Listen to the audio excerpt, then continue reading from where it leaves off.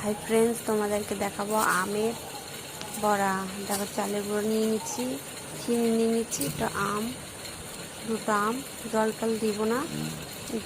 আমটাকে চিপে নিব, চিপে ভালো করে রস বের করে নিয়ে ওটাকে ভালো করে মাখিয়ে নেব। ঠিক তালের বড়া যেমন হয় সেভাবে আমাকে ভাজতে হবে ভালো করে, কোনো কিছু দানা দানা না আমের বড়া। এখন আমি তেল গরম বসিয়েছি, তেলের মধ্যে ছাড়ে আপনারা বাড়িতে খুব তৈরি করে সুন্দরভাবে খাবেন। হয়ে যাচ্ছে।